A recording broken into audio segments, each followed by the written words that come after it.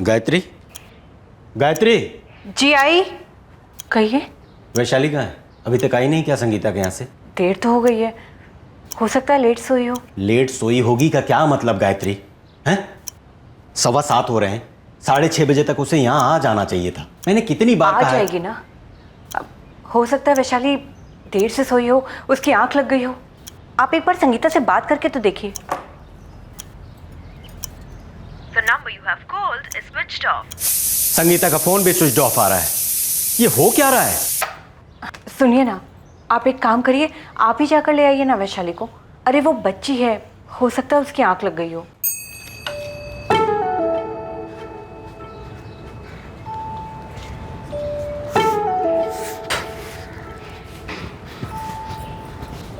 नमस्ते कुसुम जी। नमस्ते संदीप जी। क्या हुआ, आज आप अकेली वॉकिंग पे? संगीता नहीं आई आपके साथ? गई थी उसे बुलाने, ताला लगा है उसके घर पे। ताला?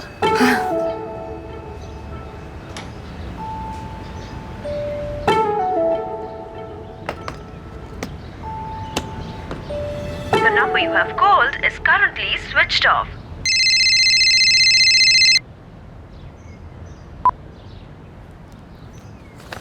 Good morning Sandeep.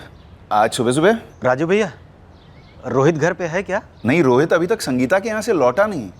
एक मिनट चेक करता हूँ। नंदिनी, ओ नंदिनी। जी। रोहित ने कुछ कहा था क्या कि आज आने में लेट होगा? वही तो मैं आपसे कहने वाली थी, जरा संगीता को फोन करके पूछो। भाई रोहित तो अभी तक संगीता के यहाँ से लौटा नहीं है। भैया वैशाली भी अभी तक घर पे नहीं आई है, वही देखने के लिए मैं संगीता के यहाँ आया था, पर यहाँ तो ताला लटका हुआ है। ताला कैसे लगा है? इसीलिए तो मैंने आपको फ़ोन किया भैया। संगीता ने कुछ कहा था क्या आपसे? नहीं तो कल रात रोहित उनके यहाँ गया था स्लीप ओवर के लिए। और ये संगीता भी हमें बिना बताए बच्चों को ऐसे कैसे कहीं ले जा सकती है? नमस्ते सुशीला जी। अरे नमस्ते संदीप जी। ये संगीता और आरती कहीं बाहर गए हैं क्या? गए हैं क्या? मुझे तो नहीं पता। नहीं, दरवाजे पर ताला लटका हुआ है। तो हो सकता है सुबह सुबह किसी काम से चले गए हों। कल रात को 11:30 बजे तक रोज की तरह टीवी तो चल ही रहा था। जी वो मेरी बेटी वैशाली और राजीव भैया का लड़का रोहित कल रात यहाँ रुकने के लिए आए थे, पर बच्चे अभी तक घर नहीं पहुँचे और दरवाजे पर यहाँ ताला लटका हुआ है। ऐसा कैसे? मुझसे तो कुछ कहा ही नहीं संगीता ने।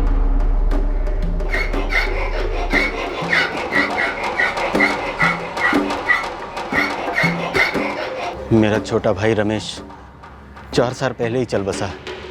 संगीता उसी की पत्नी है। मैं सबसे बड़ा भाई हूँ, मेरे बाद संदीप है और रमेश सबसे छोटा था। आपके मरहूम छोटे भाई रमेश की पत्नी संगीता, उनकी बेटी आरती, आपकी बेटी वैशाली और आपके बड़े भाई राजीव का बेटा रोहित। क्या ये चारों इस घर में रात को एक साथ थे? जी। एक मिनट, आप लोग बाहर रुकिए, हम अंदर जाके देखते हैं मजा क्या है। Please wait outside. सर रुकिए। रुकिए।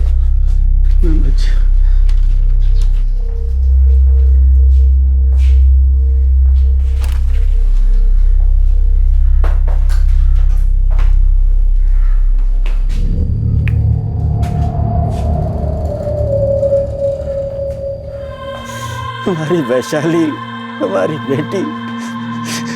सिर्फ रोहित नहीं, वैशाली, आरती, संगीता, सब खत्म हो गया नंदिनी, सब।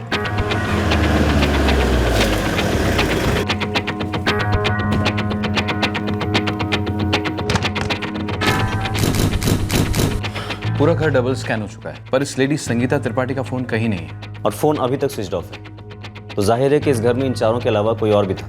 खाने के प्लेट्स 4 ही हैं, पर अभी कुछ भी कहना मुश्किल है। अभी तो हम फिंगरप्रिंट्स और फुटप्रिंट्स उठा ही रहे हैं। संगीता का किसी के यहाँ आना जाना भी तो नहीं था, और बस संदीप जी और राजीव जी उसके जेठ थे जो पास ही में रहते थे। उन्हीं की फैमिली इस माँ बेटी की फैमिली थी। संगीता का मायका कहाँ है? बेचारी का कोई मायका नहीं था। माँ बाप 5 साल पहले गुजर गए और पति रमेश भी जल्दी चल बसा 4 साल पहले। सिवाय आरती और इन लोगों की उसका कोई नहीं था। आप दोनों रोज वॉक पे जाते थे? हाँ मैडम, कभी नहीं चुकते थे हम लोग। मैं रोज सुबह यहाँ 6:30 बजे आती हूँ, मैक्सिमम 7:15 बजे। फिर मैं संगीता को बुलाती हूँ और फिर हम लोग 1 घंटे तक वॉकिंग करते हैं। संगीता के जेठ ये राजीव और संदीप त्रिपाठी, इनके बच्चे रोहित और वैशाली रोज रात को संगीता क्या ठहरते थे? वो तो मुझे नहीं मालूम मैडम। लेकिन हमने घर में अंदर जाते ही चेक किया था, टीवी तो बंद था। देखिए, जब रोज रात को मैं अपने घर के खिड़की दरवाजे चेक करती हूँ लगभग 11 साढ़े 11 बजे, तब उनका टीवी विदाउट फेल ऑन रहता है और कल भी ऑन था। याद कीजिए, आपने कभी किसी को देखा हो, पहचान वाले को, अनजान आदमी को, किसी को भी? देखिए, कल तो ना मैंने किसी को देखा ना सुना। मैं कल की बात नहीं कर रहा, उसके पहले की बात कर रहा हूँ। कभी भी आपने किसी को भी देखा हो उस घर में आते जाते हुए? जी, इतना तो मैं कह नहीं सकती क्योंकि कभी ध्यान ही नहीं दिया। लूट हो सकती है सर, लेकिन जिस तरह से मर्डर्स हुए कहीं ना कहीं फोर्स इस्तेमाल होने के निशान मिलने चाहिए थे, पर हमें ऐसा कुछ भी नहीं मिला। 4 मर्डर्स, 3 बच्चे और 1 औरत। सर, किसी एक आदमी का काम नहीं हो सकता है, कम से कम 2 तो होंगे। और जो लूट के निशान मिले हैं, मुझे लगता है ये जानबूझकर पीछे छोड़े गए, क्योंकि ब्रेकिंग के कोई निशान नहीं। हत्याकांड के बाद हत्यारे दरवाजे को बाहर से ताला लगाकर जाते हैं। कहीं ना कहीं कोई मिसलीड है, हमें गुमराह करने की कोशिश। गुमराह करने की ये कोशिश हो सकती थी कि दरअसल बिना फोर्स एंट्री के कोई जान पहचान का आदमी ये काम कर गया था और फिर उस पर चोरी और लूट का कलर दे गया था। दे गए थे, एक से ज्यादा आदमी होंगे सर, क्योंकि मैं भी इसी थ्योरी पे बिलीव करता हूं कि 3-10 साल से ऊपर के बच्चे और एक अडल्ट औरत को एक ही आदमी मार दे, बहुत मुश्किल है। By the way sir, postmortem report में क्या थ्रो हुआ था? क्योंकि ऐसे केसेस में postmortem reports are most important. Postmortem और फॉरेंसिक जांच से बेहद चौंकाने वाली डिटेल सामने आई, और वो सारी डिटेल्स इस ओर इशारा कर रही थी कि उस रात उस घर में जो कुछ भी हुआ था वो बेहद अजीब था। क्यों भेजते थे का क्या मतलब मैडम? संगीता मेरे छोटे भाई की पत्नी थी, वैशाली की सगी चाची थी, आरती उसकी चचेरी बहन थी, एक ही फैमिली थी हमारी। तो इसमें अजीब क्या है? रोहित अपनी चाची संगीता से बहुत अटैच था। अपनी चचेरी बहन आरती से भी उसकी बहुत अच्छी बनती थी। उसकी दूसरी बहन वैशाली भी वहां आती थी। तीनों बच्चों में बहुत बहुत दोस्ती थी। आज ये दर्दनाक हादसा तब सामने आया जब आपका छोटा भाई संदीप वैशाली को संगीता के घर से लेने गया था। राजीव जी, क्या कभी ऐसा हुआ है कि बच्चों को लेने के लिए खुद आपको या संदीप को जाना पड़ा? जी नहीं, ये फर्स्ट टाइम था। वरना रोहित हो या वैशाली, सुबह होते ही अपने घर लौटते। बस आज ही। और बच्चों को लेने तो सिर्फ संदीप गया था, आप तो घर पर ही थे। हाँ तो देखिए सर, हम तीनों भाइयों में संदीप को डिसिप्लिन के बारे में बहुत पड़ी रहती थी।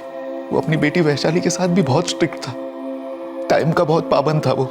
जब आप डिसिप्लिन के इतने पक्के हैं संदीप जी, तो फिर आपने अपनी बेटी को रात को किसी और के यहाँ ठहरने की परमिशन कैसे दी? बताया ना आपसे कि हम लोग एक ही फैमिली के हैं, और वैशाली किसी अरे गहरे के यहाँ नहीं, मेरे छोटे भाई रमेश की विधवा संगीता और आरती के यहाँ रुकने गई थी। हम सब तो एक ही है ना। और ये सब बातें करके आप क्या साबित करना चाहती हैं? सर, ये बात थोड़ी अजीब है तो सही कि रोहित और वैशाली अपनी चाची संगीता और चचेरी बहन आरती के यहाँ सोने के लिए जाते थे, जबकि सबके घर एक दूसरे से 2-2 मिनट की दूरी पर हैं। मुझे भी कुछ अटपटा सा लगा। राजीव त्रिपाठी ने मुझसे कहा कि रोहित और वैशाली अक्सर संगीता के घर पे रात को रुकने के लिए जाते थे, पर जब मैंने राजीव से पूछा ये बच्चों के स्लीप ओवर का सिलसिला क्या आपके और संदीप के घर भी होता था? मेरा मतलब, क्या कभी संगीता की बेटी आरती रात भर रुकती थी आपके या संदीप के घर?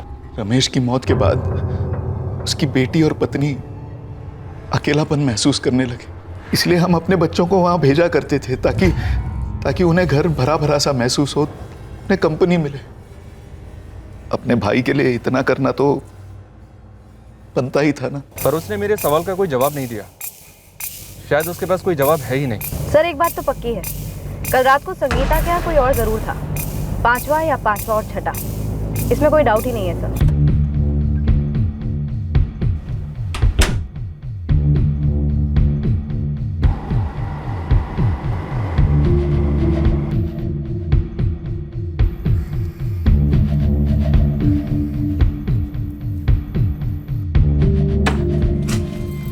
सुशीला जी, ये आरती के घर पे क्या हुआ है? विकास सर, आज सुबह सुबह घर के अंदर से 4 लाशें मिली हैं। क्या? हाँ, संगीता, आरती और उसकी दोनों कजिन्स वैशाली और रोहित। माय गॉड, कैसे, मतलब हुआ क्या था? पुलिस तहकीकात कर रही है, पर किसी को भी नहीं मालूम कि क्यों हुआ, कैसे हुआ, किसने किया। संदीप जी और राजीव जी, उनको भी कुछ नहीं मालूम। पर संगीता जी और 3 बच्चों को कोई ऐसे ही क्यों मार डालना चाहेगा? आरती के कपड़े भले ही फटे हों पर कोई सेक्सुअल असॉल्ट नहीं हुआ। संगीता और वैशाली के गले काटे गए जैसे कि कोई छुरा जिससे मैक्सिमम ब्लड लॉस हो। ये वही कर सकता है जिससे कोई मेडिकल एक्सपीरियंस हो, राइट? Absolutely possible. ये वही।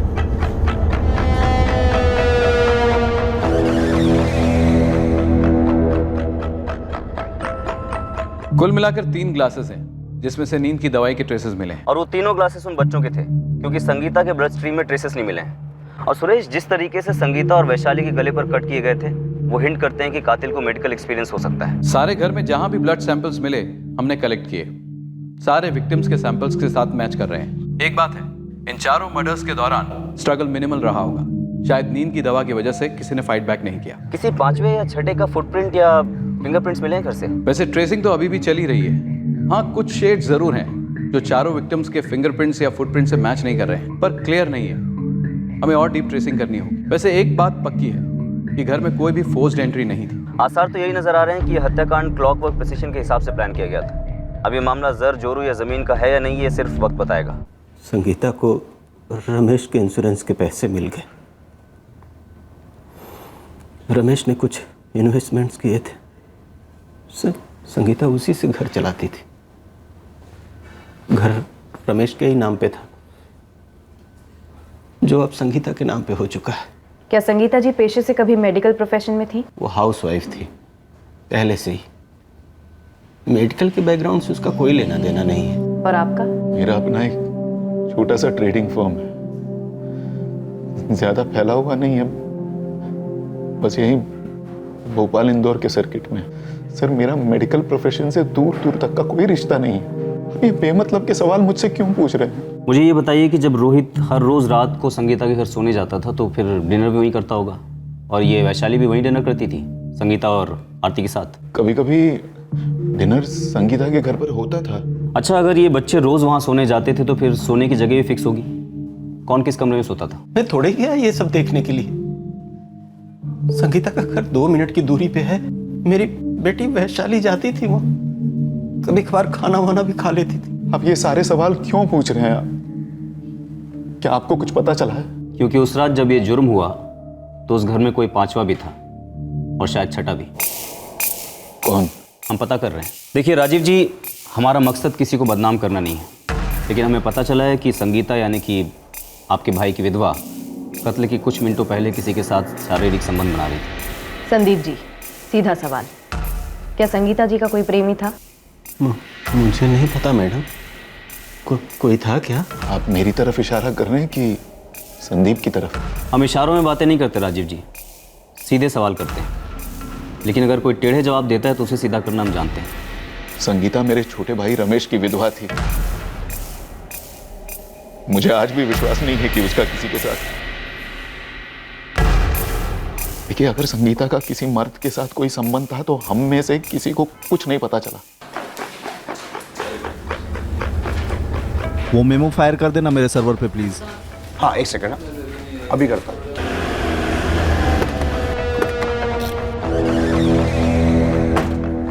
नमस्ते मैम, मैं विकास सचदेव। अच्छा कि आपने खुद होकर फ़ोन किया। दरअसल सुशीला जी ने मुझे सजेस्ट किया था कि मैं एक बारी आपसे बात करूं। मैं आरती को ट्यूशन देता था। कहिए, क्या बता सकते हैं हमें? मुझे कोई बहुत बड़ी गड़बड़ लग रही है। मैं संगीता जी को जानता था।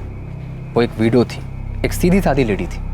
बड़ी शिद्दत से अपनी बच्ची आरती को पढ़ा रही थी ताकि वो लाइफ में कुछ बन पाए। दुनिया की लगभग हर माँ यही चाहती है विकास जी। क्या आप बता सकते हैं कि संगीता जी, उनकी बेटी आरती, उनके जेठों के बच्चे रोहित और वैशाली को किसने मारा और क्यों मारा? बहुत ही बुरा हुआ मैम, बड़े ही प्यारे बच्चे थे तीनों।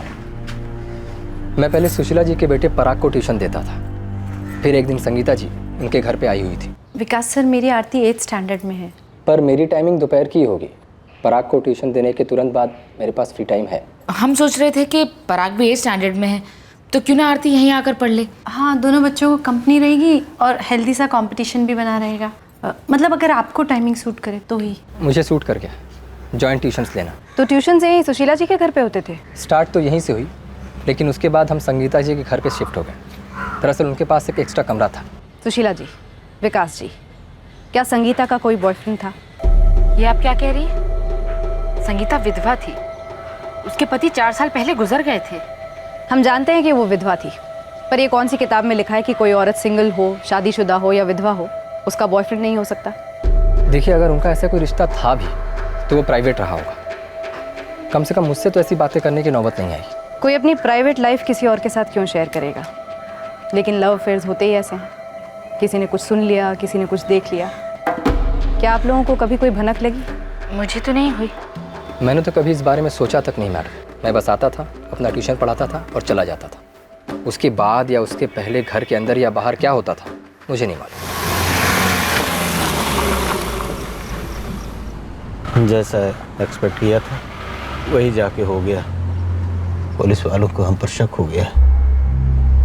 ये इंस्पेक्टर भी काफी सख्त है, दबी दबी धमकियां दे रहा था हमें। आप क्या कहते हो, पुलिस को वो वाला एंगल दे दे? मैं भी वही सोच रहा हूँ, पता नहीं, समझ में नहीं आ रहा है दें कि ना दें। पोस्टमार्टम और फॉरेंसिक टीम ने सही कील ठोक दी थी। उस रात उस घर में किसी को अंदर दाखिल होने दिया गया था, या फिर वो बिना कुछ तोड़े खुद होकर दाखिल हुआ था। बिगिनिंग से ही हमें शक था कि ये मर्डर्स किसी एक ने नहीं बल्कि 2 लोगों ने की है, और शायद ये 2 लोग संदीप और राजीव थे। जर, जोरू और जमीन की बात की आपने। जर को लूटा नहीं गया, जोरू का कत्ल कर दिया गया। और रही बात जमीन की, तो शायद ये दोनों बड़े भाई अपने छोटे मरहूम भाई रमेश का घर हड़पना चाहते थे, और शायद इसीलिए उन्होंने घर के हकदार संगीता और उसकी बेटी आरती का कत्ल कर दिया। लेकिन सर, फिर भी वो अपने ही बच्चों का कत्ल क्यों करेंगे? हम लोग एक नाजुक मोड़ पर थे। हमें यह कंफर्मेशन मिली थी कि उस औरत का किसी मर्द के साथ शारीरिक संबंध हुआ था, और वो भी उसकी मर्जी से। अब हो सकता था कि उसी मर्द ने उस घर में सबका कत्ल किया हो, लेकिन ये एक ऐसा एंगल था जिसके बारे में हम श्योर नहीं थे कि वो जेन्युइन था या फिर हमें भटकाने की एक और कोशिश। आप लोगों ने इस एंगल के बारे में इससे पहले कभी जिक्र क्यों नहीं किया? जी नहीं किया, क्योंकि हम खुद ही पक्का नहीं थे। हम पूछते रहे। हमें डे 1 से शक था कि आपके बच्चे रोज रात को उस घर पर सोने के लिए क्यों जाते थे, लेकिन आपने कोई जवाब नहीं दिया। हर बार अकेलेपन की गोली दी और बस। और अब जाकर आप हमें बता रहे हैं। क्योंकि आप ही ने कहा ना कि पोस्टमार्टम में यह कंफर्म हुआ है कि संगीता का किसी के साथ फिजिकल। कौन है वो राजीव? संदीप कौन है वो? हमें नहीं मालूम सर। हमें शक था, इसलिए हम अपने बच्चों को पिछले 3 महीने से वहां भेज रहे थे, वैशाली को, रोहित को, ताकि कुछ पता चल सके। हमारे कहने पे हमारे बच्चे।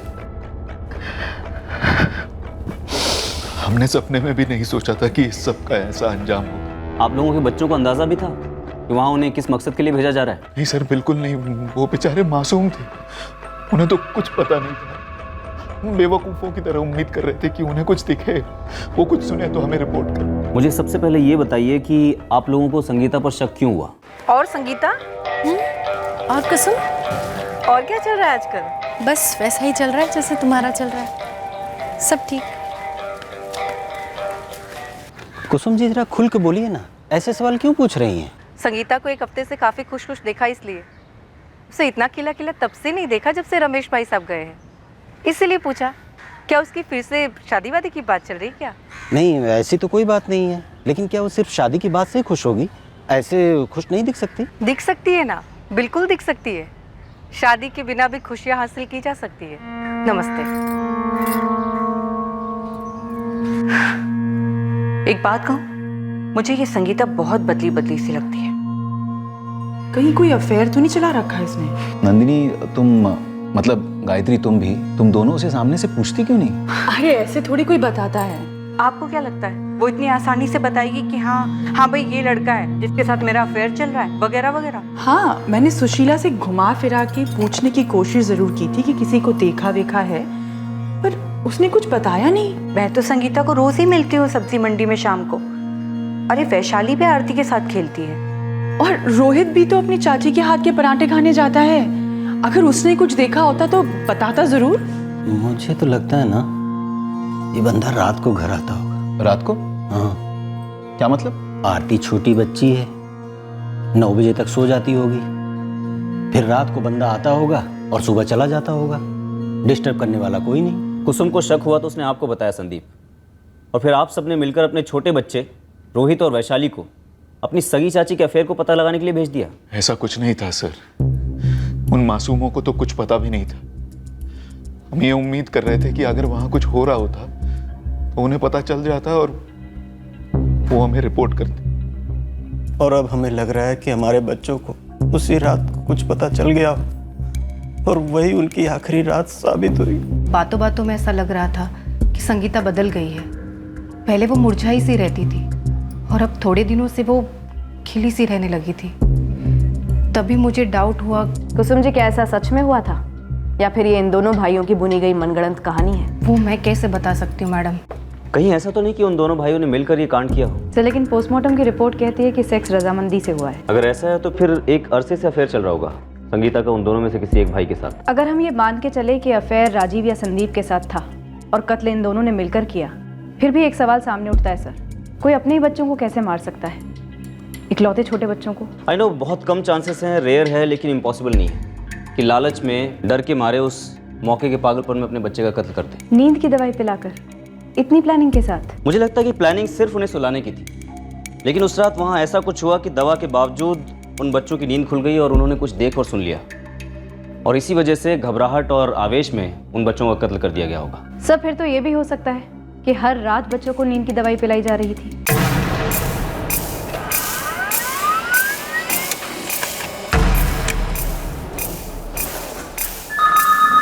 The number you have called is switched off. Sangeeta का फोन घर पर ही स्विच ऑफ किया गया था सर। राजीव और संदीप के अलावा कोई और नंबर है जिससे रेगुलरली कॉल्स आते थे संगीता को? एक नंबर है सर, जिससे बाकी नंबर से ज्यादा बार कॉल्स हुए। कौन है? कोई किशोर चौबे है सर, 444368741, अभी स्विच ऑफ है। और रिकॉर्ड्स? सर, किशोर चौबे के कॉल रिकॉर्ड्स आ गए हैं। ये फोन 2 सितंबर से स्विच ऑफ है। अभी इत्तेफाक तो नहीं हो सकता कि मर्डर की रात को ही इसने फोन स्विच ऑफ कर दिया हो। लेकिन सबसे पहले ये पता लगाना पड़ेगा कि किशोर चौबे नाम का कोई आदमी असल में एग्जिस्ट करता भी है या नहीं। सर, रिकॉर्ड में दिए हुए एड्रेस पर चेक करते हैं। तुरंत करो, कहीं ऐसा ना हो कि शातिर कातिल ने अपना अफेयर छुपाने के लिए किशोर चौबे नाम के एक काल्पनिक कैरेक्टर का सहारा लिया हो, ताकि कांड वो करता रहे और हमारा शक इस काल्पनिक कैरेक्टर पर जाए। नहीं, मैं संगीता से जुड़े किसी किशोर चौबे को नहीं जानता। कुछ पता चला? क्या बोल रही है पुलिस? किसने मार डाला हमारे बच्चों को? किसी किशोर चौबे के बारे में पूछ रहे हैं। ये कौन है? मैंने तो ये नाम पहली बार सुना है। जी नहीं, हमने तो नहीं सुना किसी किशोर चौबे का नाम, संगीता के सिलसिले में भी नहीं। किसी ने ये नाम सुना तक नहीं है सर। देखते हैं हमें क्या सुनाई देता है।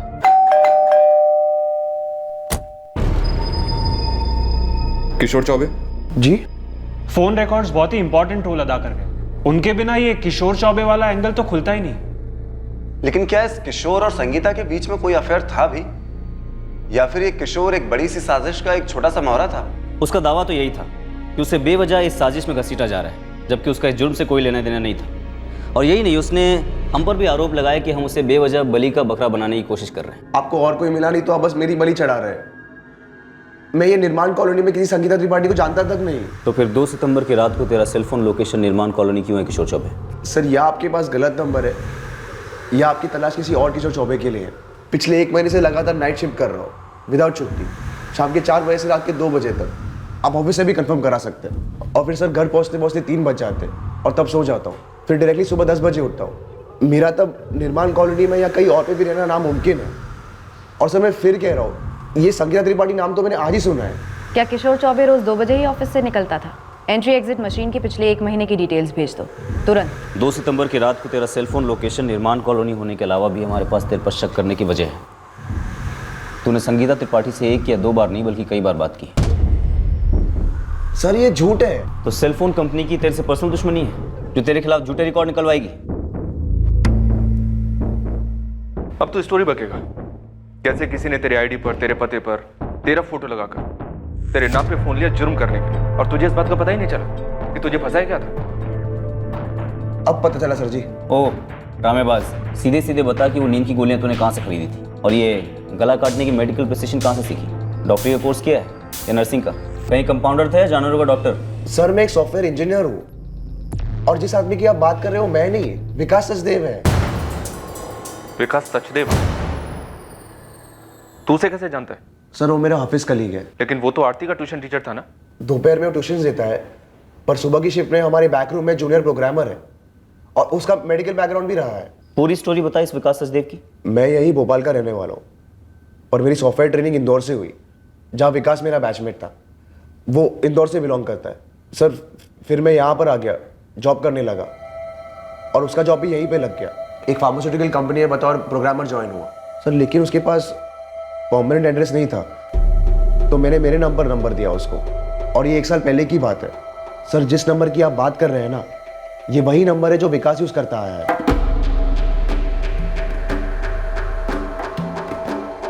एक बात माननी पड़ेगी, आज फिर साबित हुआ कि भोली शरीफ शक्ल शैतान की भी होती है। साले क्या चाल चला तूने हमको मौका ही नहीं दिया तुझे यहां लाकर तोड़ने का। सर यही है वो। क्या कर दिया तूने यार? तेरे वजह से लोग मुझे उठा लाए यहाँ पर, कह रहे कि मैंने 4 मर्डर्स किए। बोली नहीं वो नंबर तेरा है। विकास, कहीं ऐसा तो नहीं कि किशोर भी शामिल थे तुम्हारे साथ उस मर्डर में, या फिर कोई और था? कोई और। मास्टर जी, नाम बताने का कष्ट करेंगे अपने साथीदार का? संगीता त्रिपाठी। अच्छा, जो कि अपना पक्ष रखने के लिए इस दुनिया में ही नहीं है, गेम खेल रहा हमारे साथ। अच्छा, उसने अगर तेरा साथ दिया था तो खुद को मारने में भी साथ दिया होगा। ऐसा तो नहीं अपना गला खुद ही काट लिया उसने? सर, बहुत बड़ी मिस्टेक हो गई मुझसे। ओह शराफत के पुतले, मिस्टेक वो होती है जो बच्चे स्कूल में करते हैं असाइनमेंट में, जिसे इरेजर से मिटा के ठीक किया जा सकता है। और ऐसे ही गलतियां करने वाले 3 बच्चों का कत्ल किया है तूने, साथ में एक औरत का। सीधी तरह एक झटके में मुझे अपने गुनाह की पूरी कहानी बता, वरना हम लोग भी कह देंगे कि कौन विकास सचदेव, उसको तो हमने गलती से गोली मार दी। ये 3, 4, 5, 6 और 7 ये सारे सम्स मैंने मार्क कर दिए हैं, इन्हें सॉल्व करो। नहीं आता तो दूसरा ट्राई करना। आपस में बात नहीं और रुकना नहीं। मैं टॉयलेट करके आता हूँ।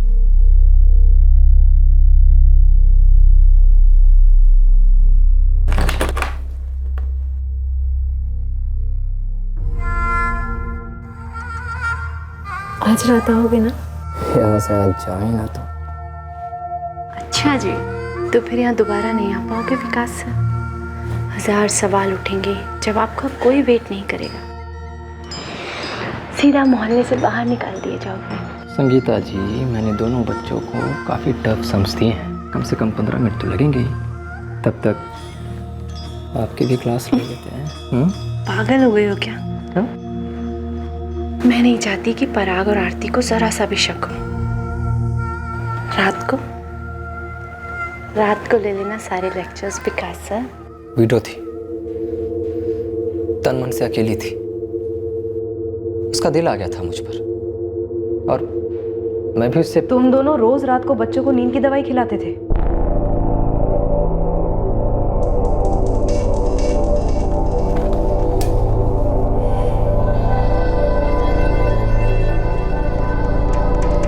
क्या बात है संगीता, 2 रातों से तुमने दरवाजा अंदर से बंद कर रखा है। मेरा फोन नहीं उठा रही हो, मैसेजेस का जवाब नहीं दे रही हो, ट्यूशन्स के टाइम में मेरी तरफ देखती तक नहीं हो। आखिर हुआ क्या है यार? सीधा लाइन में सीधा बनाओ उसको। विकास ये इस महीने की फीस। मेरे दोनों जेठ और जेठानियों को मेरे ऊपर शक होने लगा है। उन लोगों ने अपने अपने बच्चों को मेरे घर में रात को सोने के लिए भेजना शुरू कर दिया है। अब मैं उन लोगों से पूछ भी नहीं सकती कि वो लोग ऐसा क्यों कर रहे हैं। मुझे नहीं पता कि अब हम लोग रात को पहले जैसे कभी मिल भी पाएंगे। अगर मैं अपने जेठ जेठानियों को ये सुझाव दूं कि आरती कभी कभी उनके घर सोने चले जाए, तो भी वो लोग मुझ पर शक करेंगे। रोहित, आरती, वैशाली आ जाओ, डिनर लग गया है भाई।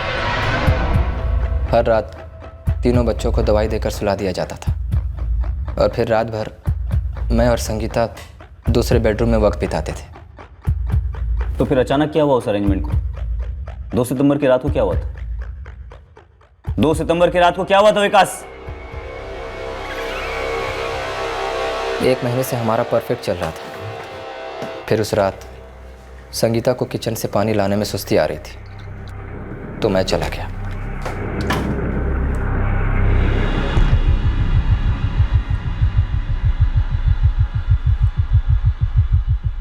रोहित को देखकर मेरी जान ही निकल गई थी। शायद उसे डोजेज की आदत हो गई थी, उसका इफेक्ट कम हो गया था। विकास सर, आप यहाँ क्या कर रहे हैं?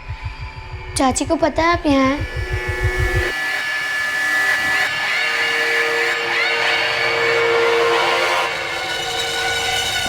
चाची देखिए, विकास सर घर में घुसा है। नहीं नहीं बेटा, विकास सर घर में घुसे नहीं हैं, बल्कि वो तो किसी काम से आए हैं। लेकिन विकास सर तो आरती को ट्यूशन देते हैं, इतनी लेट ट्यूशन क्यों? ट्यूशन? नहीं नहीं बेटा।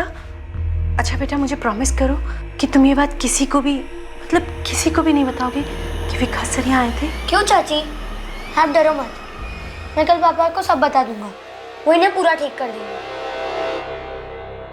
रोहित मान ही नहीं रहा था, बहुत समझाया पर नहीं।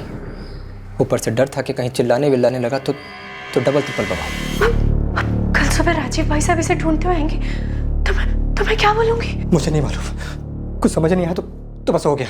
चाची मैंने रोहित भैया की आवाज सुनी, क्या हुआ?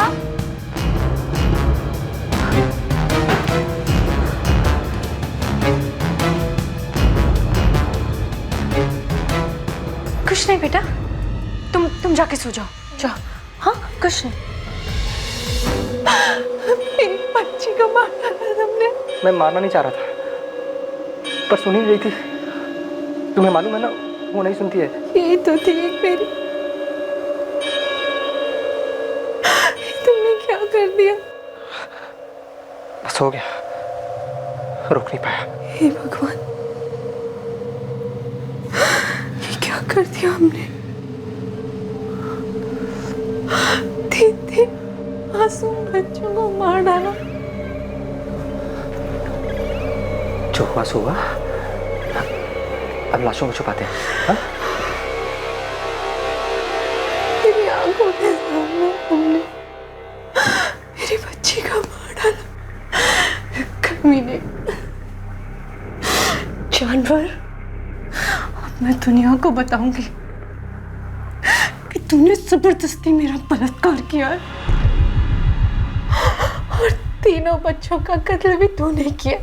देखना तुझे फांसी होगी, लिख के देती हूँ कि तुझे फांसी होगी। संगीता, तुम मुझसे प्यार करती हो, मैं तुमसे प्यार करता हूँ।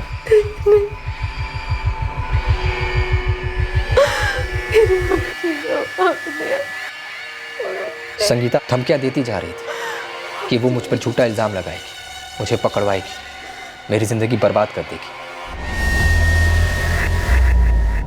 और वो जो हॉल में टीवी ऑन रखते थे, वो पड़ोसियों को बेवकूफ़ बनाने के लिए, चकमा देने के लिए कि संगीता और तीनों बच्चे टीवी देख रहे हैं, जबकि हकीकत में एक बेडरूम में वो तीनों बच्चे लगभग बेहोशी की हालत में पड़े होते थे और तुम दोनों दूसरे बेडरूम में हवस में बेहोश, है ना? आप लोगों का शक सही निकला, संगीता का वाकई अफेयर चल रहा था ट्यूशन टीचर विकास सचदेव के साथ। तो संगीता ने उसे तीनों बच्चों को मार डालने दिया? उसने साथ दिया, हम दोनों के बच्चों को मारने में साथ दिया, खुद की बच्ची को भी मार डाला। आप लोग शायद भूल रहे हैं कि संगीता को भी मार डाला विकास ने। और राजीव जी, संदीप जी, आप लोगों ने छोटे बच्चों से अनजाने में ये जो जासूसी करवाने का तरीका अपनाया था ना, वो ना केवल बहुत बचकाना था बल्कि बेहद खतरनाक भी। अरे बेहतर तो ये था ना कि आप खुद संगीता को सामने बिठाकर मैच्योर तरीके से उससे बात करते, ना तो आपको छुपकर जानने की जरूरत पड़ती और ना उसे अपनी प्राइवेट लाइफ आप लोगों से छुपाकर शर्मिंदा होना पड़ता। खैर, वो मर्डर वेपन छुरा बरामद हो गया विकास के पास से, लेकिन संगीता का फ़ोन अभी तक मिला नहीं है। हम विकास के सीमेंट के सैंपल्स को कलेक्ट करके संगीता के वेजाइनल स्वैब्स के साथ मैच करेंगे, उसके बाद ही ये चार्जशीट फाइल होगी। एक अफेयर को सीक्रेट रखने की कीमत 4 जानें थी, एक औरत और 3 मासूम बच्चे, और फिर भी मुजरिम को यह लगा कि मल्टीपल मर्डर्स करने के बाद भी वो बच निकलेगा। हर क्रिमिनल को यही लगता है ना कि वो अपना जुर्म छुपा लेगा, बचा लेगा अपने आप को, वो भी सिर्फ इसलिए कि उसने अपना थोड़ा सा दिमाग लगा लिया और पुलिस को थोड़ी देर गुमराह कर लिया। और क्रिमिनल्स का ये एटीट्यूड इसलिए होता है क्योंकि उन्हें लगता है कि पुलिस अपना काम ठीक से नहीं करेगी, वो सही मुजरिम तक नहीं पहुंच पाएगी और किसी बेगुनाह को पकड़कर उसे गुनहगार ठहरा देगी, वो भी गलत चार्जेस पर। शायद इसलिए कि पुलिस फोर्स के फेलियर्स को हेडलाइंस बना दिया जाता है, जबकि उनके सक्सेसफुल डिटेक्शंस वो तो अक्सर रिपोर्ट भी नहीं होते। यस, लेकिन अब ये कोई नई बात नहीं है, ये ज़िंदगी का कटु सत्य है कि भले ही आप 100 सक्सेसफुल केसेस सॉल्व कर लीजिए, मुजरिम को अदालत तक लेके जाइए, फाइनल वर्डिक्ट तक, लेकिन वो एक केस जिसमें आपकी कमी की वजह से मुजरिम को सज़ा नहीं हुई या फिर वो बच निकला, वो ज़िंदगी भर आपको एक नासूर की तरह कुरेदता रहेगा। इस खेत के ट्यूमर को कभी पनपने मत देना।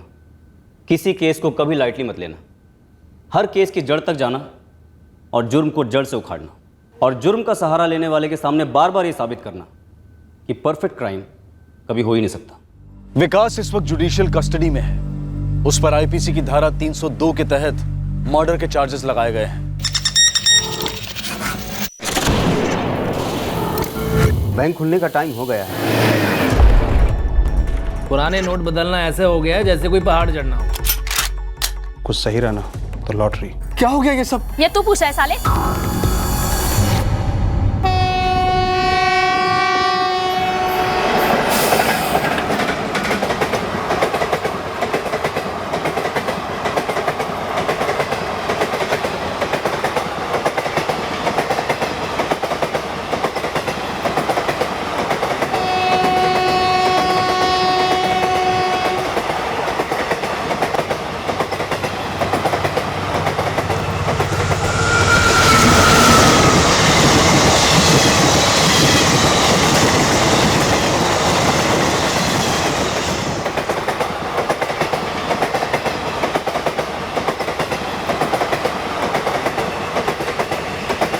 नाम श्रीधर रंगा है।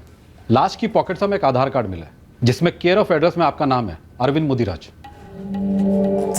साहब मुझे यकीन नहीं हो रहा, वो मेरा भाई नहीं हो सकता साहब। गीता जी क्या आपका भाई है?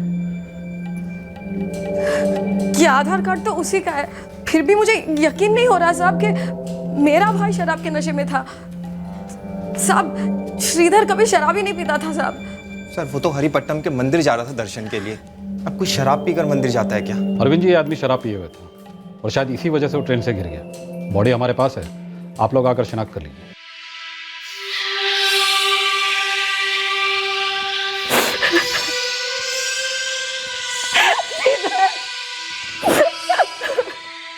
अरविंद जी, क्या यही आपका साला श्रीधर रंगा है? यही श्रीधर है। सर ये कैसे हो गया? वो कभी नहीं पीता था। इंफॉर्मेशन, ग्राउंड लेवल से मिली इंफॉर्मेशन, एक जुर्म की इंफॉर्मेशन। एक जुर्म हुआ है या होने वाला है, ये जानने के लिए उसके सोर्सेज डेवलप करना बहुत इंपॉर्टेंट होता है। हमारी भाषा में उसे इंटेलिजेंस कहते हैं। पुलिस वालों के आंख और कान खबरी। वैसे कोई भी आम नागरिक भी देख सकता है, सुन सकता है, रिपोर्ट कर सकता है, पर खबरी, इन्फॉर्मर्स, एक तरीके से कहे तो बी टीम है हमारी। ये बिना रोक टोक के ऐसी जगह पर जाते हैं जहां मुजरिमों का दबदबा होता है, जुर्मों की प्लानिंग होती है, और कभी कभी तो इत्तेफाक से कहीं सुनी बातें इस बात का अंदेशा देती है कि कहीं कोई जुर्म होने की संभावना है।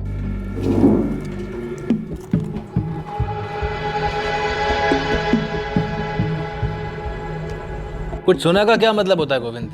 जो भी है डिटेल में बता। डिटेल ही तो नहीं है ना मालिक, बस ऊपर ऊपर से सुना है यहाँ परशुराम के ठेके पर। लगता है 2 बंदे कोई कांड प्लान कर रहे हैं। बोला ना पक्का। आसपास की सारी गलियां छान मारी, कहीं कोई सीसीटीवी कैमरा नहीं है। दुकान के बाहर या अंदर कोई छिपाया हुआ सीसीटीवी तो नहीं? यार 2 बार नज़र घुमा कर देख ली सब तरफ, कहीं कोई कैमरा वैमरा नहीं है। वो जेसी वाला ठीक नहीं है क्या? बड़ा दुकान है, कुछ तो हाथ लगेगा। वो तो ठंडा पड़ गया, माल ही नहीं है उसके पास। 9 तारीख तक सारा का सारा माल सपाचट किया वाला ठीक रहेगा हम लोगों के लिए। छोटा खिलाड़ी है लेकिन मैं गारंटी दे रहा हूँ उसकी दुकान में 2-3 लाख का माल पक्का मिलेगा। चल ठीक है, एक बुआ और मारते हैं, चलकर हाथ मारते हैं केम पर। जैसी मतलब जैसी ज्वेलर्स हो सकता है मालिक। मुझे इसलिए लग रहा है क्योंकि नोटबंदी के टाइम पे काफ़ी सोना बिक गया उसका। केम मतलब केम ज्वेलर्स हो सकता है। अपनी सब्जी मंडी की जो छोटी सी दुकान है। ये मेन मार्केट वाली सब्जी मंडी? हाँ मालिक, लगता है अभी थोड़ी देर में लूटने का प्लान हो सकता है इन दोनों का। आज रात की बात कर रहे थे। अच्छा, किसी बड़े गैंग के लोग हैं या ऐसे ही? अपने एरिया के गैंग के तो लगते नहीं है, मैं भी इन्हें पहली बार देख रहा हूँ। आप एक रेड मार ही दो साहब जी, क्या पता कोई नया गैंग हो या किसी दूसरे एरिया के वांटेड हो। सर ये कोई बड़े गिरोह के छोटे प्यादे हो सकते हैं। गोविंद को उनके नाम तो नहीं पता पर चेहरे पहचानता है। हम भी मिलते हैं दोनों से फेस टू फेस।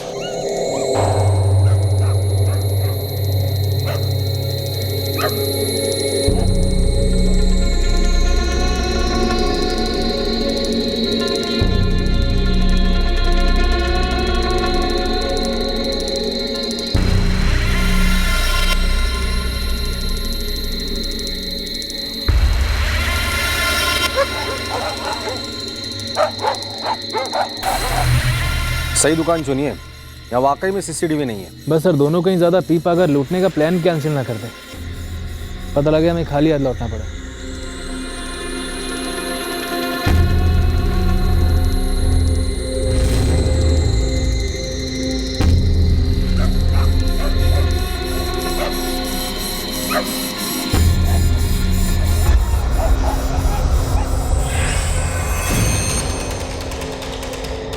दो बंदे आ रहे हैं। नोटेड। अर्जुन, वेंकट, पोजीशन से। Yes sir.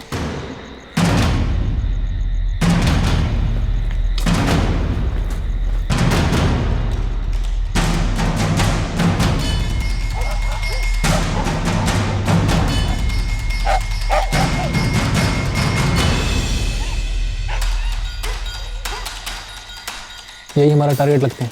नंदिनी, और कोई दिख रहा है? अभी तक तो कोई नहीं दिख रहा। इन दोनों को इनका काम शुरू करने दो।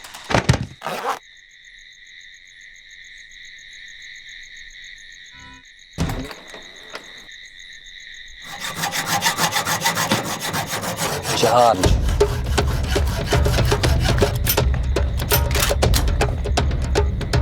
हाथ ऊपर। अगर हथियार निकालने की कोशिश की तो जान निकाल दूंगा। अब है कुमार, और कितने लोग हैं तेरे गैंग में? कहाँ का है तू? सर कोई गैंग नहीं है सर, मैं और मेरा दोस्त राजू दोनों ने मिलकर कुछ ऐसा करने को सोचा। इससे पहले कभी कोई गलत काम नहीं किया सर।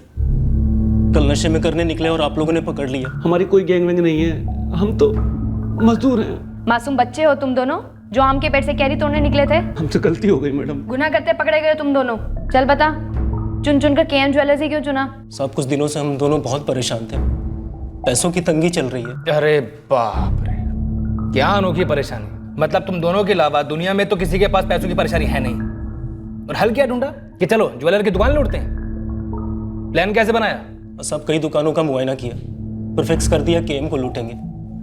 राजू ने फिक्स किया था। सच सच बता, और कौन कौन लोग हैं तेरे गैंग में, और इससे पहले कितनी दुकानें लूटी हैं, क्या क्या कांड किए हैं, सब सच बता। यकीन करो साहब, कोई गैंग के नहीं है हम। ये हम दोनों की पहली चोरी थी जो पूरी नहीं हुई। सर, इस अभय कुमार और राजू का कोई क्रिमिनल रिकॉर्ड तो नहीं है। फोटो के साथ हर पुलिस स्टेशन में पूछा था? हाँ सर, और यहाँ एक कंस्ट्रक्शन साइट पर ये दोनों मजदूरी करते हैं।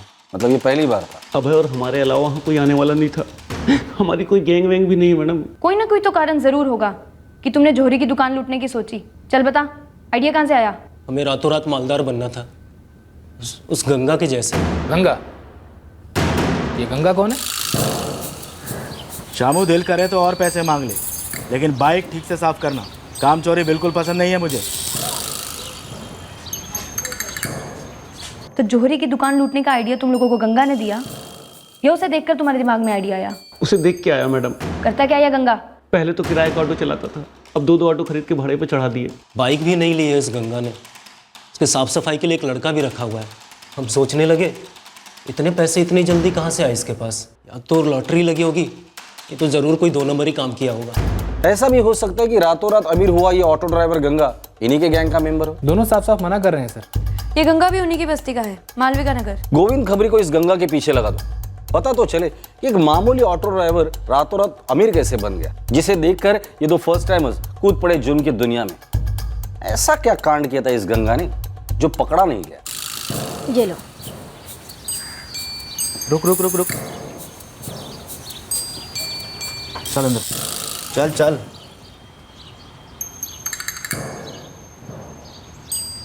किससे पूछ के खरीदे? अरे तुमने ही तो कहा था पुराने नोट हैं, खर्च करने हैं जैसे भी। और फिर वो अपना जोहरी है ना, मान गया पुराने नोट लेने को। ये आखिरी बार है, इसके बाद तो उन पैसों को छुएगी नहीं। पूरी दुनिया में ढिंढोरा पीटने की जरूरत नहीं है। कितना पैसा हमारे पास? पर पुराने नोट वो मैं देख लूंगा। उतार रखने। रहने दो ना। उतार। नमस्कार अन्ना। अन्ना, बैंक खुलने का टाइम हो गया है, बड़ी लंबी लाइन लगी है। ये ले धनुष, तेरा। अभिजीत तेरा। जाओ बैंक जाओ, बदल के ले जाओ जल्दी से। अन्ना, मेरे 2 रिश्तेदार हैं, वो भी पैसा बदली करने को तैयार हैं, सिर्फ 50 रुपया लेंगे। जा रहे धनुष, मेरे पास 25-25 रुपये में लोग करने को मर रहे हैं। मुझे नहीं पता, 50 बोलकर 20 तो तेरे रिश्तेदार को देगा और 30 तो अपनी जेब में डालेगा। चल जा, पहले बदल के लेके आ जा, चल।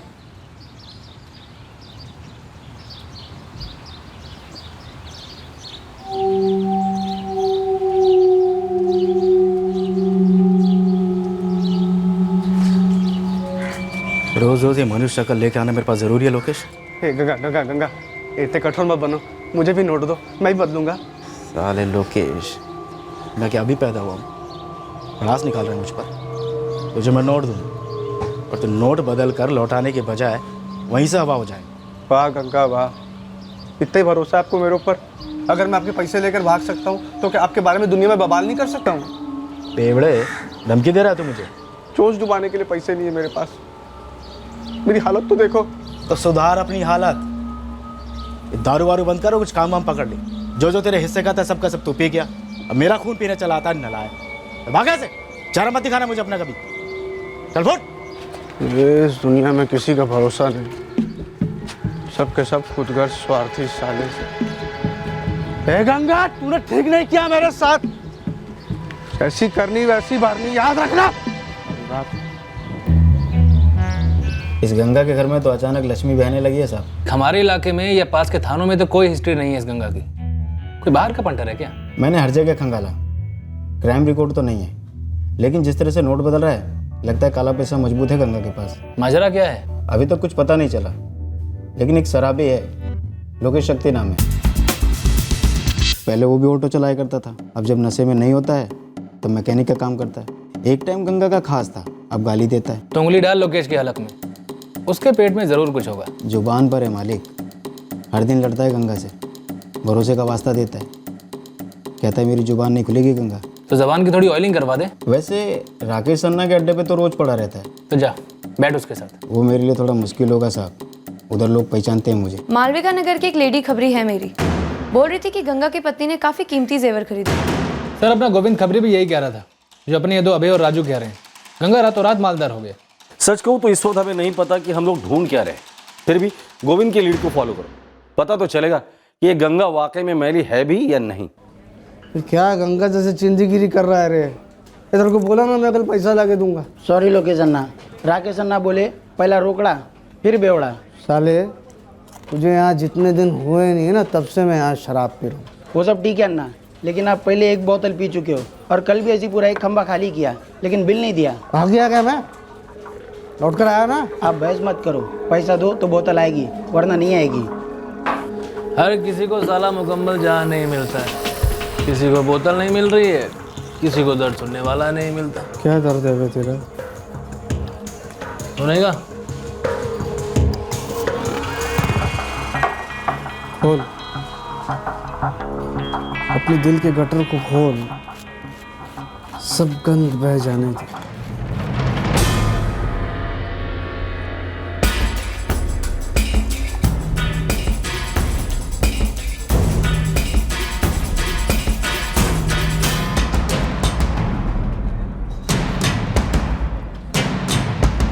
साला कड़की नहीं तो जान ले ली है मेरी। पैसा होने के बाद भी कंगरा।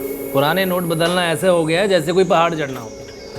पता है 4000 के बदले अब बस 2000 के पुराने नोट बदल सकते हैं। पुराना तो पुराना सही, लेकिन तेरे पास 2-4 हज़ार रुपये तो है बदलवाने के लिए।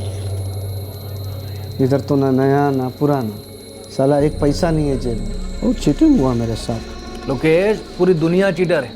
जहाँ मजबूर आदमी दिखा सारे चीटर टूट पड़ते।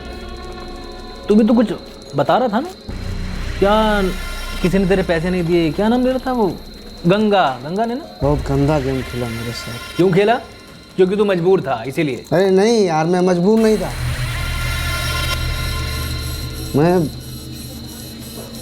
मैं बेचारा था। मेरे भोलेपन का, मेरी अच्छाई का बहुत फायदा उठाया गंगा ने। कीड़े पड़े साले को। अरे बहुत बड़ा हाथ मारा था हम लोगों ने। सारा का सारा आइडिया मेरा था। और मालूम है माल मिलने के बाद वो क्या बोला गंगा मेरे को? क्या बोला? लोकेश क्या क्या तूने, तू तो बार-बार खिलाड़ी था, तू तो गाड़ी का स्टेप नहीं था। ऐसा बोला? ऐसे ही बोला। क्या है गंगा ये? तेरा हिस्सा पूरा 10,000। लेकिन बात तो हुई थी कि लाखों मिलेगा। अबे जो एक्चुअल रिस्क उठाया, शेर के मुंह में हाथ डाला, उसी को लाखों मिलेगा ना। तूने क्या किया? साइड से थोड़ी हवा दी। तेरी भाषा में बोलूँ ना तो गाड़ी का स्टेप नहीं था, बार-बार खिलाड़ी। पूरा आइडिया मेरा था गंगा, अगर मैं सोचता नहीं तो ये काम होता ही नहीं। दिमाग का दही बड़ा मत कर, जितना दे रहा हूँ खुशी से ले ले, वरना ये भी ना मिलेगा। तो लाखों रुपए की बात करके उसने बस 10,000 के चिल्लर फेंके तुझ पे। जैसे कि तू कोई भिखारी हूँ, लेकिन मैं गंगा से बहुत लड़ा। लेकिन साला मानने को तैयार ही नहीं था कि पूरा का पूरा आइडिया मेरा था। नहीं तो उनका काम मक्खन के जैसे कैसे हुआ? मेरी वजह से। दुनिया बड़ी हरामी होती है लोकेश भाई, समझती नहीं है। अब पेन तो बस ये आइडिया ही होता है। वैसे क्या था आइडिया? अरे बोलना क्या आइडिया था तेरा? तुझे क्या लगता है मैं तेरा आइडिया चुरा लूंगा? अरे बिना जान पहचान के कितनी दारू पिलाई मैंने तुझे, तो तू अब मुझे आइडिया नहीं बताएगा? देख तू चीटिंग कर रहा है मेरे से। यार मैं चीटिंग नहीं करता हूँ, मैं भरोसा वाला आदमी। तो मैं क्या कम भरोसे वाला हूँ?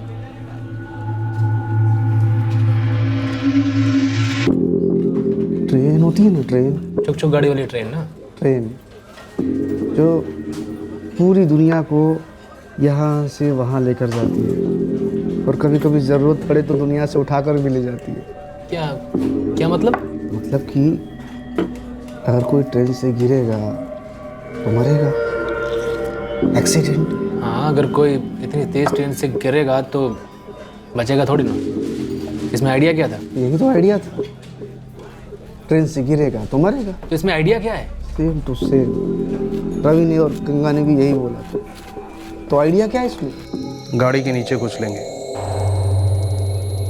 ब्रिज से गिरा कर डुबोएंगे, या मार कर कहीं जंगल में अगर जला देंगे तब भी कभी न कभी पुलिस हम तक पहुंच ही जाएगी। कोई और तरीका अपनाएंगे तभी पुलिस पहुंचेगी ना रवि।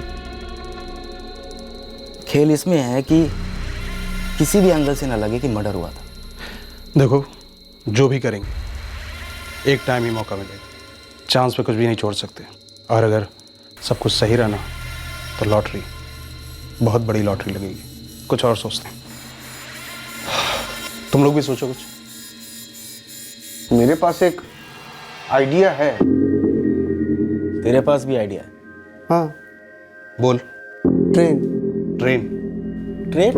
मेरा आइडिया है ट्रेन। अबे ट्रेन ट्रेन होती है, इसमें आइडिया क्या है? ट्रेन से गिरा देते हैं। अबे ढक्कन, ट्रेन से गिरा देंगे तो क्या सिर्फ एक्सीडेंट माना जाएगा? पुलिस तहकीकात तो करेगी ना। पुलिस एक्सीडेंट की तहकीकात करेगी, मर्डर की तहकीकात क्यों करेगी? जैसे ट्रेन ट्रेन होती है वैसे एक्सीडेंट एक्सीडेंट होता है। और ऐसा तो अक्सर होता है कि लोग ट्रेन से गिर जाते हैं तो पुलिस एक्सीडेंट समझकर फाइल बंद कर देती है।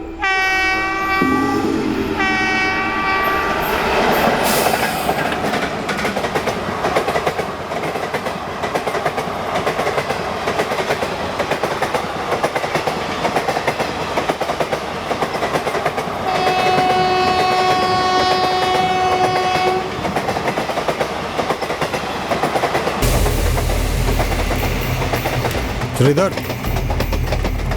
चलना, दरवाजे पे बैठ के हवा खा, नशा डबल हो जाएगा। ठीक है अन्ना, चलो।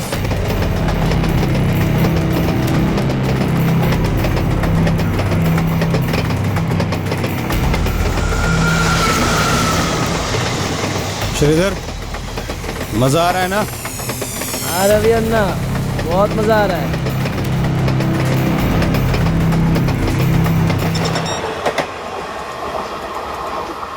और मैंने कभी मुंह नहीं खोला आज के पहले, और उन्होंने मेरा हिस्सा देने के बजाय क्या किया? 10,000 रुपये की भीख थी, भीख। तुझे तो यार लाखों मिलने चाहिए थे इसके लिए। लेकिन जैसी करनी वैसी भरनी। लाखों रुपए मिले थे इनको कैश में, फिर अचानक नोटबंदी आ गई। अब इन सालों की बैंड बज गई है। सारा एक बात बता दूं, ये नोटबंदी का आइडिया कहीं तेरा ही तो नहीं था? यही समझो। मैंने भगवान से दुआ की थी कि रविकांत और गंगा दोनों की लग जाए, और देखो 8 तारीख को दोनों का काम तमाम। अच्छा ये श्रीधर था कौन? उनका लड़का था। कहाँ गिरा है ऐसे? अश्वापट्टी रेलवे स्टेशन माना, हाँ, और उसी के पास थोड़ा आगे। कब की बात है वैसे ये?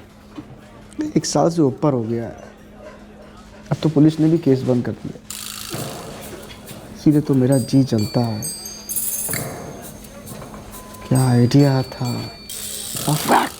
यस सर, ये केस मैंने ही हैंडल किया था। और आपने एक एक्सीडेंट समझकर ये केस क्लोज किया था? क्योंकि सर कोई भी कॉन्स्पिरेसी या मर्डर का एंगल नहीं मिल रहा था। काफी गरीब घर से था ये लड़का श्रीधर रंगा। उसकी जेब से हमें एक आधार कार्ड मिला। 174 CRPC के तहत एक्सीडेंटल डेथ का मामला दर्ज किया। कुछ लोगों से पूछताछ भी की लेकिन कुछ मिला नहीं, इसलिए मजबूरन हमें केस बंद करना पड़ा। वैसे सर अचानक 1 साल बाद कौन सा नया एंगल मिल गया? दरअसल हमें एक लीड मिली है जिससे ये पता चला है कि ये एक एक्सीडेंटल डेथ नहीं थी बल्कि एक मर्डर था। मर्डर? दरअसल सर श्रीधर की बड़ी बहन गीता मुदिराज और उसके पति अरविंद मुदिराज ने भी यही कहा था। श्रीधर कभी शराब ही नहीं पीता था साहब। सर वो तो हरिपट्टनम के मंदिर जा रहा था दर्शन के लिए। मुझे श्रीधर रंगा की बहन और बहनोई दोनों की कॉन्टैक्ट डिटेल्स भेज दो। इस केस की तहकीकात अब हम लोग करेंगे। ये आइडिया मास्टर लोकेश सही कह रहा है। 1 साल पहले अश्वपति रेलवे स्टेशन से 2 किलोमीटर दूर पर एक श्रीधर रंगा नाम के आदमी की लाश मिली थी और अश्वपति रेलवे पुलिस ने उसे एक्सीडेंटल डेथ मानकर केस क्लोज किया था। सर, ये रविकांत नागार्जुन हिस्ट्री शीटर है। 2 अटेम्प्टेड मर्डर केस भी हैं इसके खिलाफ। सर ये तस्वीर अगर मैं लोकेश को दिखाता हूँ तो वो अलर्ट हो जाएगा। जैसे गंगा पर स्पॉट लगाया है, इस रविकांत को भी फील्डिंग पर लेते हैं। लोकेश तो हाथ में है और मुझे लगता है हमें तुरंत श्रीधर रंगा की फैमिली को कांटेक्ट करना चाहिए। श्रीधर रंगा केस का इन्वेस्टिगेटिंग ऑफिसर कह रहा था ये श्रीधर गरीब लड़का था, तो जाहिर सी बात है ये लोग भी गरीब फैमिली से ही होंगे। फिर श्रीधर को मारकर ये गंगा और रविकांत ने लाखों रुपए कमाए कैसे?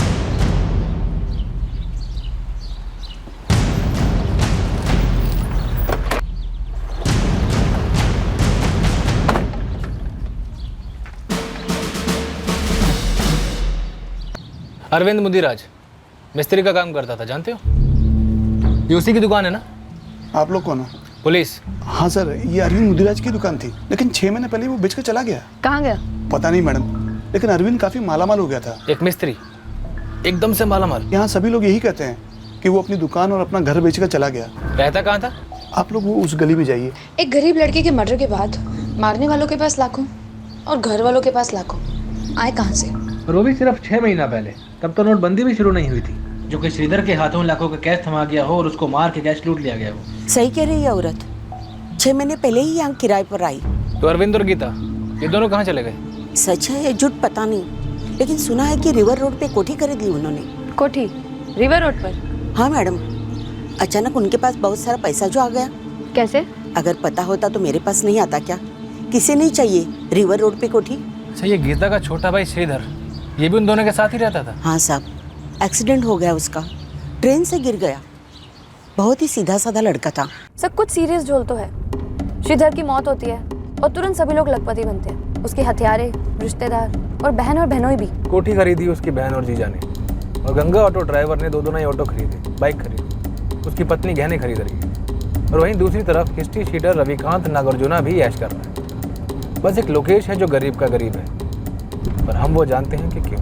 इस गंगा और रविकांत नागार्जुना को उठाते हैं और उनसे पता करते हैं श्रीधर को मार के ऐसा कौन सा इनके हाथ अलादीन का चिराग लग गया। क्या हुआ साहब? साहब सब आराम से बैठ के बात करते हैं ना साहब? थाने में बैठने को जगह भी है और आराम ही आराम है। चाय नाश्ता करते हैं साहब, आमने सामने बैठ के बात करते हैं।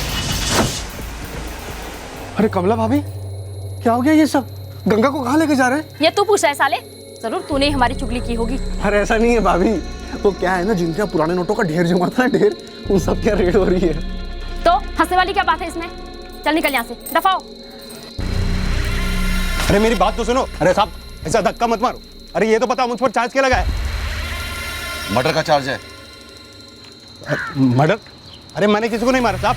श्रीधर रंगा अश्वपति रेलवे स्टेशन के पास ट्रेन से गिर के मर गया, याद है कुछ? लेकिन साहब मेरी बात सुनो साहब। मैं नहीं कर रहा साहब।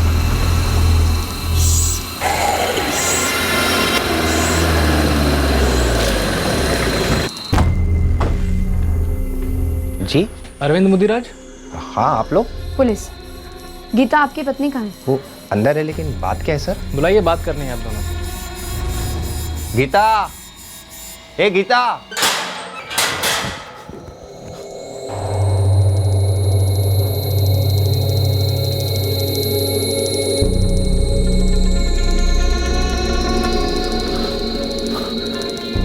ये क्या हो गया बे?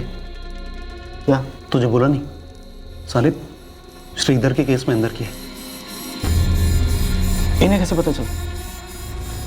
वो भी 1 साल बाद? पता नहीं, बोल रहे थे मर्डर केस है।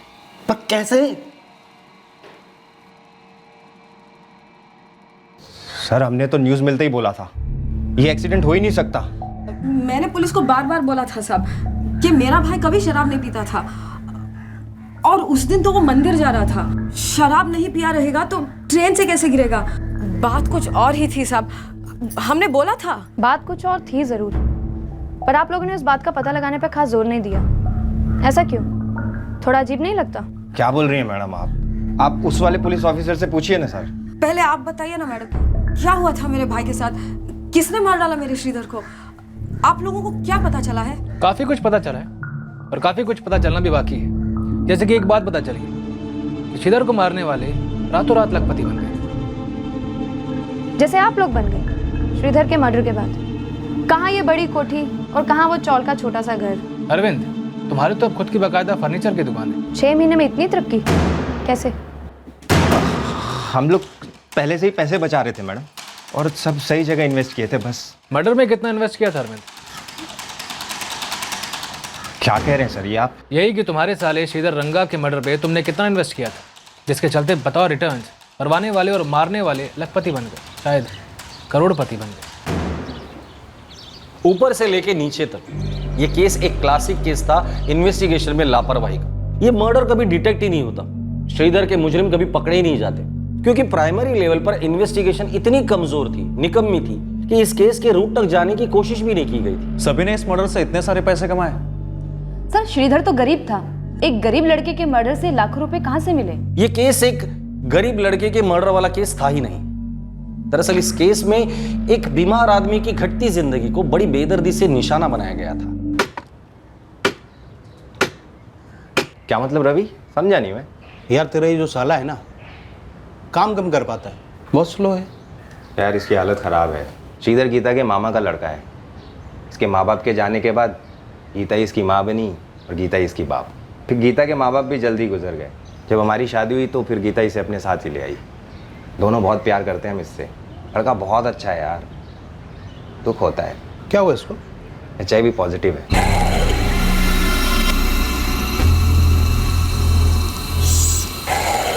कब से? पैदाइशी है।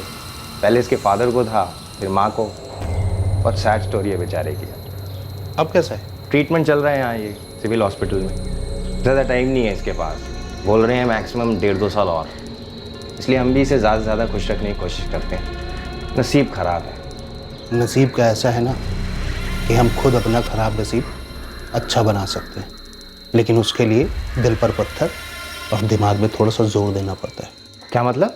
सुनने में तुझे भले बुरा लगे, लेकिन हकीकत ये है कि कुछ अच्छा करो तो उसका कुछ फ़ायदा होना चाहिए। तूने अपनी बीवी के मुंह बोले भाई के लिए बहुत कुछ किया, लेकिन ये खुद तुझे कुछ रिटर्न तो दे नहीं सकता। कम से कम इसके जाने के बाद तेरा कुछ फ़ायदा होना चाहिए ना। क्या बोल क्या रहा है रवि तू? लेकिन यार श्रीधर HIV पॉजिटिव है, ये बात हम कैसे छुपा सकते हैं? अरे यार छुपा कहाँ रहे हैं, सिर्फ हम उसको बता नहीं रहे। और तू इतना मत सोच बे। चल जा उसके सिग्नेचर ले ले, चल जा।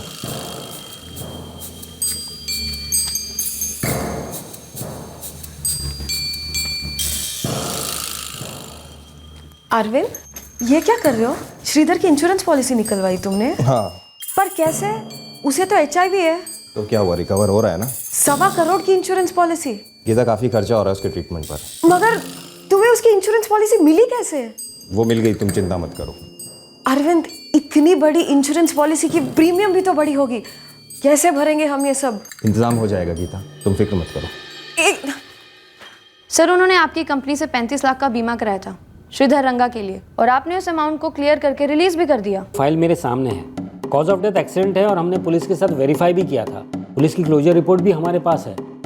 गलत क्या किया हमने? गलती आपकी हुई है श्रीधर रंगा के इंश्योरेंस एप्लीकेशन को पास करने में। सर ये क्या कह रही हैं आप? मैं ये कह रही हूँ सर कि श्रीधर रंगा का असली नाम श्रीधर रंगा नहीं है, श्रीधर अंजया है वो। इस झूठ से शुरू होते हुए उसके बारे में सबमिट किया गया हर एक डॉक्यूमेंट फर्जी है। ये कैसे हो सकता है? अभी 6 महीने पहले हमने श्रीधर रंगा की नॉमिनी गीता मुदिराज को पॉलिसी की 35 लाख रुपए की रकम और bonus full and final handover कर दिया था। क्या आपको पता था श्रीधर को HIV है? आपने चेक किया था? नहीं जी सर, सब जाली है। इसका सरनेम, आधार कार्ड और जो सारे डॉक्यूमेंट्स अटैच किए हैं सबके सब जाली हैं। आप हमारी इंश्योरेंस कंपनी पर उंगली उठा रहे हो कि हमने जाली एप्लीकेशन एक्सेप्ट किया, पर जो केस आपकी पुलिस ने एक्सीडेंट कहकर क्लोज कर दिया उसका क्या? सर कोई उंगलियां नहीं उठा रहे हैं, बस आपको जानकारी दे रहे हैं कि आपने जो 50 लाख प्लस बोनस रिलीज किया है गीता मुदिराज को, जो कि नॉमिनी थी श्रीधर रंगा की, वो श्रीधर रंगा एक्चुअल में श्रीधर अंजया है और उसका एक्सीडेंट नहीं हुआ बल्कि मर्डर हुआ। और वो HIV का पेशेंट था। इतना बड़ा फ्रॉड हो गया? फ्रॉड हुआ नहीं है, बल्कि लापरवाही की वजह से होने दिया गया है। फोर्जरी क्यों की थी? ताकि श्रीधर का असली बैकग्राउंड इंश्योरेंस कंपनी को पता ना चले, बराबर ना? सर ये सब रवि ने किया है, ये सारा आइडिया उसी का है। अरे यार तू कब से HIV पॉजिटिव का राग सुना रहा है? अरे HIV पॉजिटिव श्रीधर अंजिया है, श्रीधर रंगा नहीं है। इस बात को तू समझ ले। इंश्योरेंस कंपनी बैकग्राउंड की डिटेल चेकिंग करती है, 100% करती है यार। इस केस में 100% नहीं करेगी, क्योंकि इन बड़ी बड़ी कंपनियों को ना बड़े प्रीमियम से मतलब होता है और किसी से कुछ लेना देना नहीं होता है। और वैसे भी जो सारे पेपर बन रहे हैं वो श्रीधर रंगा के नाम पे बन रहे हैं, जो ऑन पेपर पूरी तरीके से HIV मुक्त है। इस बात पे कील ठोक दो मिस्त्री साहब। पर यार अरविंद, तूने तो कहा था ना कि डॉक्टर ने बोला है कि श्रीधर 1-1.5 साल से ज़्यादा नहीं जिएगा। यार अब ज़्यादा जी रहा है तो मैं क्या करूँ? HIV की नई नई दवाइयाँ पेशेंट्स की जिंदगियाँ बढ़ा रही हैं, पर मैं तो मर रहा हूँ ना मोटी मोटी प्रीमियम भरते भरते। 3 पॉलिसीज 50, 40, 35 टोटल 1.25 करोड़ का प्रीमियम भर रहा हूँ। लगता है अगले प्रीमियम के लिए तो घर दुकान सब बेचना पड़ेगा, पैसे आई नहीं मेरे पास। इतना सारा और इतना बड़ा इंश्योरेंस लेने का मतलब था कि श्रीधर को 1-1.5 साल में मुक्ति मिलेगी और हम सबको प्रसाद। उल्टा डॉक्टर तो कह रहे हैं पिछले 2 साल में श्रीधर की तबीयत कई गुना बेहतर हुई है। अब बता करूँ तो मैं क्या करूँ? मार डालूँ? क्या करूँ? अगर ये नहीं मरा ना तो ये प्रीमियम भरते भरते तू जरूर मर जाएगा, और ये 100% सच है। इससे बेहतर है ये मर जाए। वैसे मारा जा सकता है। अबे नहीं यार, वो गुस्से में कह दिया था मैंने। पिता की जान है वो, मैं ऐसा कुछ नहीं कर सकता। कर सकते हैं। गीता, तुमने अपने ममेरे भाई श्रीधर को इतने प्यार से अपने बच्चे की तरह पाला, कहाँ गई वो सारी ममता? जब तुम्हारे पति ने इतना भयंकर प्लान तुम्हारे सामने रखा, तुम्हें रत्ती भर भी बुरा नहीं लगा? मैं तो पहले से ही कह रही थी, इतना सारा इंश्योरेंस लेना पागलपन है। लिया है तो भरना तो पड़ेगा ही ना। कोई जरूरत नहीं है, बंद कर दो। बंद कर देने से तो खत्म हो जाएगा ना। जो पैसा डाला है वो भी वापस नहीं मिलेगा। एक तरीका है जिससे पूरे 1.25 करोड़ हमें मिल सकते हैं। क्या? गीता, तुम्हें पता ही है श्रीधर कितनी दर्दनाक जिंदगी जी रहा है। HIV का वायरस उसे अंदर ही अंदर खाए जा रहा है। मैं उसे इस तरह पल पल मरते नहीं देख सकता। तो क्या तुम नहीं चाहती कि उसे इस दर्द से हमेशा के लिए छुटकारा मिल जाए? अरविंद, मेरे चाहने या ना चाहने से क्या होता है? हम हकीकत को तो नहीं बदल सकते ना। उसके अंदर फैली हुई HIV के वायरस को तो हम मार नहीं सकते ना। हम उसके अंदर फैले HIV वायरस को तो नहीं मार सकते, लेकिन इस दर्द से उसे हमेशा के लिए छुटकारा दिला सकते हैं। वो कैसे?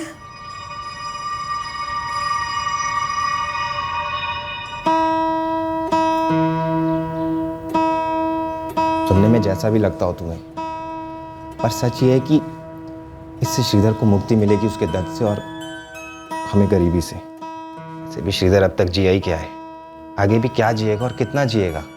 हकीकत तो नहीं बदल सकती। ये मौका है गीता, एक मौका है हकीकत को बदलने का।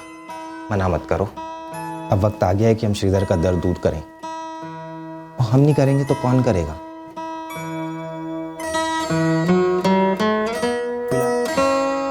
अरे दीदी, ऐसा चेहरा क्यों बना रखा है?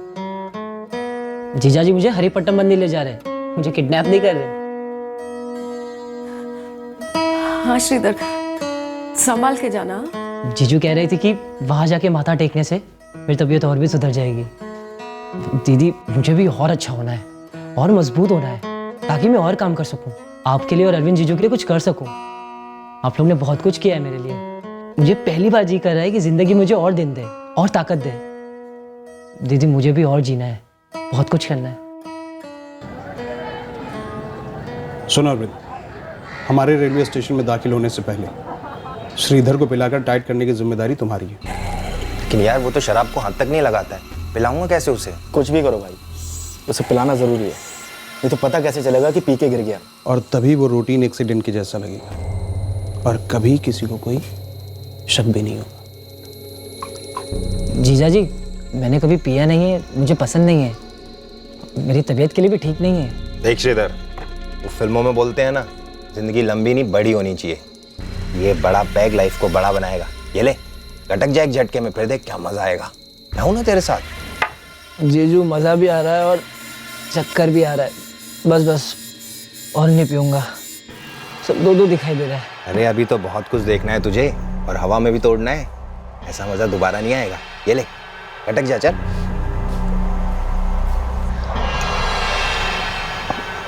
अरविंद, पिलाने से पहले श्रीधर को ट्रेन का टिकट लेने के लिए टिकट विंडो पर अकेले भेजना और उसको बोलना कि 2 अलग अलग टिकट ले। अगर वो पूछता है कि 2 अलग अलग टिकट क्यों, तो उसको बोलना कि ट्रेन में भीड़ बहुत ज़्यादा रहेगी और अगर हम लोग कहीं बिछड़ गए तो हमारी टिकटें हमारी जेब में होंगी। लेकिन श्रीधर को ही टिकट लेने क्यों भेजूं? और 2 अलग अलग टिकट क्यों? ताकि हम में से किसी को कोई भी कहीं भी पहचान न सके। और 2 अलग अलग टिकट लेने का मतलब है कि श्रीधर अकेले सफ़र कर रहा था। 2 अलग अलग टिकट हरिपट।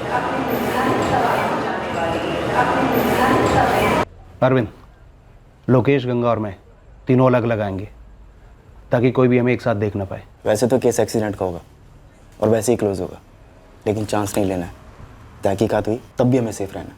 रेलवे स्टेशन के कोने कोने में सीसीटीवी है, पुलिस एक बार तो चेक करेगी, इसलिए उन्हें बिल्कुल दिखना नहीं चाहिए कि वो किसके साथ है और किससे बात कर रहा है। इसलिए टिकट खरीदने उसे अकेले ही भेजना। वैसे ये आइडिया मेरा है। चुप कर, जब देखो बच्चों की तरह मेरा आइडिया करता रहता है। परा, मैं श्रीधर को अचानक से बोगी में मिलूंगा, ऐसा लगेगा जैसे कोई इत्तेफाक हो। और जैसे मैं तुम्हारे पास आकर बैठूंगा, तुम टॉयलेट का बहाना बनाकर निकल जाना।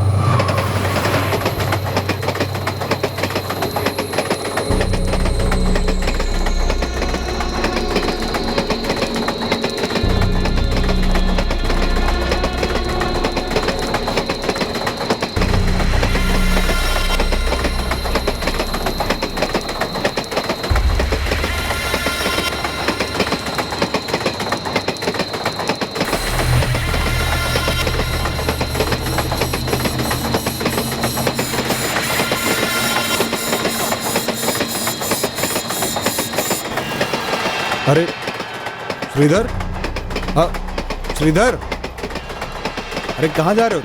अरे रवि अन्ना, आप यहाँ, आप कहाँ जा रहे हैं? अरे मैं ये सलवापट तक जा रहा हूँ, अपनी ससुराल।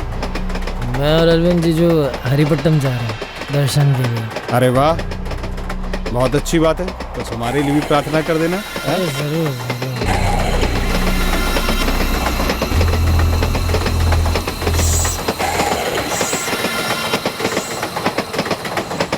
श्रीधर तुम दोनों को पहचानता नहीं, तो तुम लोग कंपार्टमेंट में ऐसे फैल जाओगे ताकि किसी को कोई भनक तक न लगे कि कब श्रीधर मेरे साथ दरवाजे पर बैठा, कब मैंने उसको धक्का दिया, कब वो गिरा। समझ गए तुम लोग?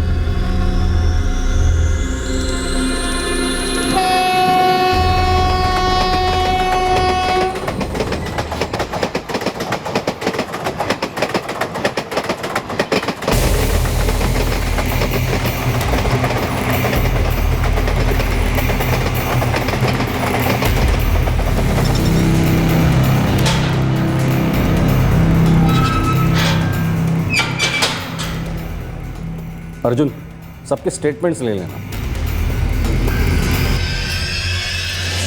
ये यार, आप लोग मुझे क्यों पकड़ रहे हैं? चीटिंग तो मेरे साथ हुई है। अरे भाई, तू यहाँ और इतने अच्छे कपड़े पहनकर यहाँ क्या कर रहा है? लोकेश, किसी मासूम को इतनी क्रूरता से मारने की सोच को आइडिया नहीं कहते, उसे साजिश कहते हैं। चीटिंग तुम्हारे साथ नहीं हुई, बल्कि श्रीधर के साथ हुई थी। इस कत्ल में तुम भी इतने जिम्मेदार हो जितने रविकांत नागार्जुन, गंगा रेड्डी और अरविंद मुदिराज। ये हवलदार साहब, ये आदमी यही काम करता है क्या? अरे ये तो मेरे साथ बैठ के शराब पीता था। ए भाई,